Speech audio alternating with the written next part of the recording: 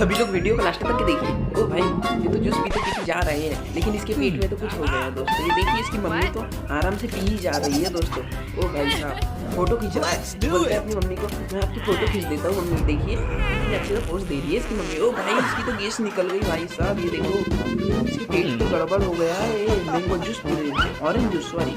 वो तो लेस खोल दी जानबूझ के, देखो कैसे लेस खोल दी दोस्तों। ओ भाई साहब, ओहो, अपनी मम्मी को जाओ और गैस पे गैस निकाले जा रहा है। ओहो, वीडियो को लाइक कर दो पसंद आ रही है तो, चैनल को सब्सक्राइब कर दो। ओ भाई साहब, फिर से ये देखिए इसकी मम्मी को आराम से इनके पी रही है दोस्तों। इसे मम्मी का खाली हो गया जूस, तो इसने इसे डस्टबिन में डाल दिया और वहाँ भी गैस निकालने लगा। ओ भाई साहब, क्या कर रहा है बंदा। वो तो देखो, फिर से इसकी मम्मी फोन छोड़ के भाग गई दोस्तों। अभी अपनी मम्मी को फोन देने आया दोस्तों। ये देखो देखो देखो देखो, लेकिन इसे तो मनमाने गैस हो गई, लेकिन इसकी मम्मी को भी गैस हो गई दोस्तों। ये देखो।